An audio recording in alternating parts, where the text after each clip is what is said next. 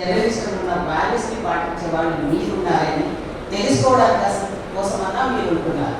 So ఈ రకంగా మిమ్మల్ని అందరినీ గౌరవించుకోవడం వల్ల చాలా రోజుల తర్వాత వాళ్ళ కుటుంబ సభ్యులని వాళ్ళ ఇంటికి కూడా నన్ను పిలవడం, వాళ్ళ పిల్లల ఫంక్షన్స్ కూడా నేను వెళ్ళి రావడం చాలా చాలా అసలు ఎమ్మెల్యే క్వార్టర్స్ ఈ మధ్య కాలంలో కూడా అంటే ఆ హాస్పిటల్లో పడకముందు బెడ్ కాకముందు కూడా నా దగ్గరకు వచ్చి అమ్మ నేను ఎమ్మెల్యే క్వార్టర్స్లో ఉన్నాక నేను వస్తున్నాను అని అటువైపు వచ్చానంటే ఖచ్చితంగా నన్ను కలవాల్సిందే, నాతో కూర్చొని గంటలు మాట్లాడాల్సిందే. ఒక ప్లస్ అనే కాదు, ఒక అంటే పాత మిత్రులు బంధుత్వంలో ఉన్న వాళ్ళు ఎలా ఉంటారో అలాంటి అమరభావ సంబంధం అయితే ఆయనతో రామకృష్ణ గారితో నాకు ఉందండి. నిజంగా రామకృష్ణ గారి చేతిలో చూస్తే ఈరోజు నిజంగా నాకేమిస్తే నేను అలాగే పేటెంట్ న్యూస్ మీరు పనిచేసిన దాంట్లో కూడా మీకు ఉండే జీతాలు కానీ చాలా తక్కువగా ఉండడం. ఇప్పుడు వస్తున్న జర్నలిజం అంటే కేవలం ఒక 10th క్లాస్ ఫెయిల్ అయినోడు వాడు సెలవుకుంటే దానికి అసలు బ్యాలెన్స్నే తీసేసిన వాళ్ళు ఈరోజు ఛానల్స్ పెట్టుకొని ఈరోజు బ్లాక్ మెయిల్ వ్యవస్థను నడిపిస్తున్న ఈ ప్రజాస్వామ్య ప్రజల్ని భూమి చేసే దాంట్లో మీరు నిజంగా కూడా మిమ్మల్ని అందరినీ కూడా చిన్నదాన్నైనా పెద్దదాన్నైనా రాజకీయంగా అనుభవాలు పండిపోయారు. ఎందుకంటే పైకి వెళ్ళడం, కిందికి రావడం, మళ్ళీ పై వెళ్ళడం, కానీ పడుతూ లేస్తూ ఉండడమే జీవితం అనేది నా జీవితంలో తెలుసు. అందులో ఒక దళిత బిడ్డని నేను ఈ రోజు వరకు ఇంకా స్ట్రగుల్ చేస్తూ బతుకుతున్నానంటే నేను ఒక రోల్ మోడల్గా ఉండదలుచుకున్నాను. కానీ సమాజంలో ఓడిపోయిన పుష్పని ఇలా పదవిలో ఉంటే ఒకేగా ఉంటుంది అని చెప్పే వాళ్ళకు చంపదెబ్బ కొట్టడానికైనా నేను ఎప్పటికీ ఇలాగే ఉంటాను, ఇలాగే ప్రజల్లో తిరుగుతుంటాను అనేది నాదొక నినాదం లాగా నా బతుకు ఒక మార్పులు దాన్ని వెళ్తూ ఉన్నాను. అంటే మార్పు వ్యవస్థలో మాత్రం దానికి మనం కూడా కొంచెం సమయం కోసం అలా ఉండాలనేది నా జీవితం నేర్పించిన సత్యం. సో రామకృష్ణ గారు వాళ్ళ ఫ్యామిలీ ఈరోజు ఒక జర్నలిస్ట్ అంటే ఇంత సీనియారిటీ కూడా జీతాలు ఉండాలి పెంచాలి. కానీ అదే తక్కువ జీతమా ఎక్కువ జీతమా ఆయనకి ఎంత వస్తుందో ఆయనకి ఏ మాత్రమే ఇబ్బందులు ఉన్నాం ఎక్కడ కూడా ఆయన ఫేస్లో కానీ ఆయన మాటలు కానీ ఎక్స్ప్రెషన్ చేయలేదండి. ఎప్పుడు కూడా గొప్పగా వేషాలు పోవడం, నేను సీనియర్లో జర్నలిస్టులో మీరైతే నా ముందని చిన్న వాళ్ళని కూడా పెద్దవాళ్ళతో మాట్లాడి కూడా చాలా రెస్పెక్ట్ ఉండాలి. అసలు ఎంత సమాజంలో నిజంగా అలాంటి వాళ్ళు అరుదుగా ఉంటారు. నేను అసలు ఈరోజు తొందరగా రావాల్సి ఉంటే మీ అందరి మాటలన్నీ రామకృష్ణ గారి గురించి మాట్లాడింది నేను మిస్ అయిపోయాను, సారీ. కానీ నిజంగా చెప్తున్నాను, అరుదైన వ్యక్తులు ఈ సమాజానికి ఇంకా ఉండదగిన వాళ్ళు ఈ సమాజం ఇప్పుడు అవసరం. ఎందుకంటే ఒక మేధావులు ఈ సమాజంలో మాట్లాడకపోవడం అనేది ఈ దేశంలో పెద్ద శాపం.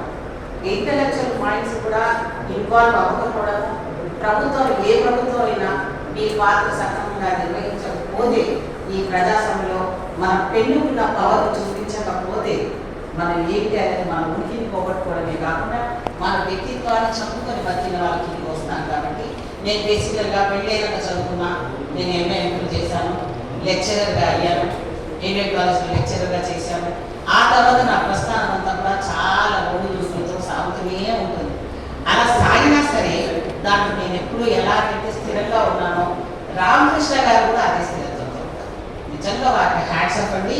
మనస్ఫూర్తిగా నేను చాలా మిస్ అయిపోతున్నాను. నాకు తెలియలేదు ఆయన అలా బెడ్ మీద ఉన్నారు, హాస్పిటల్లో ఉన్నారని. కానీ నాకు తెలుసుంటే నేను ఎన్నిసార్లు అయితే ఆయన పలకరించేవాడు. దాన్ని నేను చాలా చాలా మంచి వ్యక్తి అండి. ఎంత చెప్పినా అలాంటి మనుషులను మిస్ అవ్వడం అనేది నిజంగా ఈ సమాజంలో పెద్ద లోటు. అలాగే నేను రామకృష్ణ గారికి ఒక సిస్టర్ లాగా ఎప్పుడు వచ్చినా ఆ చెరువుగా అదే ఆత్మీయతతో అమ్మా ఎక్కడున్నారు, అమ్మా ఎక్కడున్నారు. ఆయన ఎక్కడున్నా సరే నన్ను పలకరించకుండా వెళ్ళని పరిస్థితుల్లో నాతో ఆయన ఉన్నాడు. సరే ఈ రోజు నిజంగా ఆయన లేడు అన్న మాట ఊహించుకుంటేనే నాకు బాధగా ఉంది. ఇంత చక్కగా ఉన్న వ్యక్తి ఆళ్ళకి సడన్ గా ఎందుకు అట్లా అయిపోయారో అనేది తెలియలేదండి. నాకు తెలుసుంటే ఇంకొంచెం బతకాల్సిన మంచి ఇంకా మన మధ్యలో ఉండవలసిన వ్యక్తి.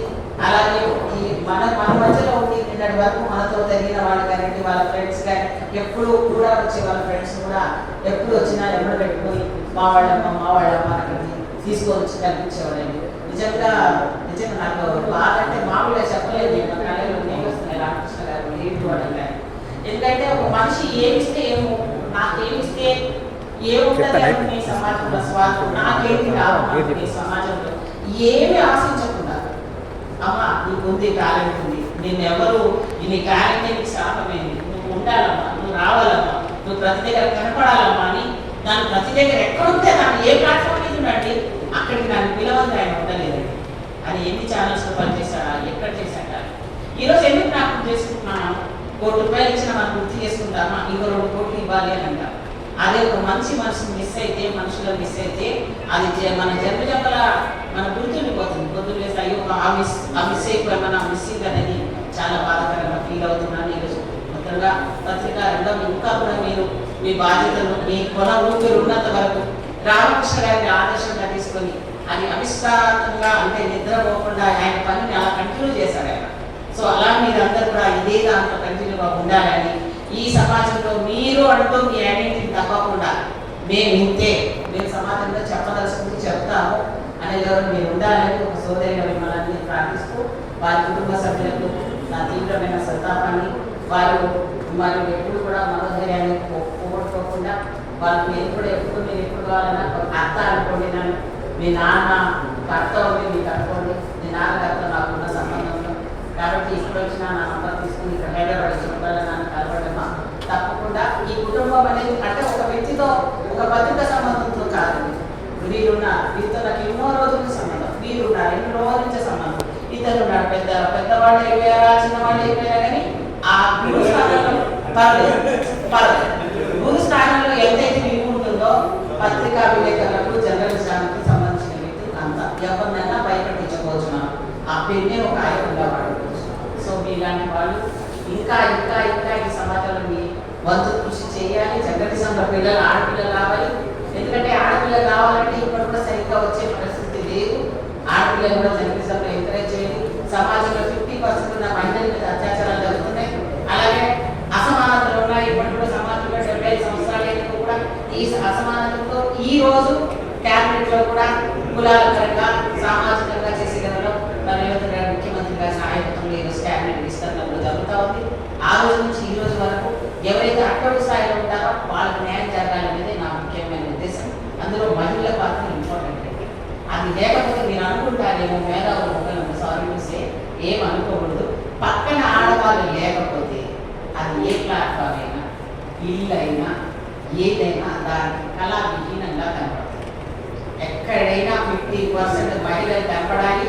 కనీసం ప్రతి దాంట్లో పత్రికా రంగంలో కూడా మహిళల సంఖ్య పెరిగితేనే వాస్తవాలు రాయగలరు, ధైర్యంగా చెప్పగలరు.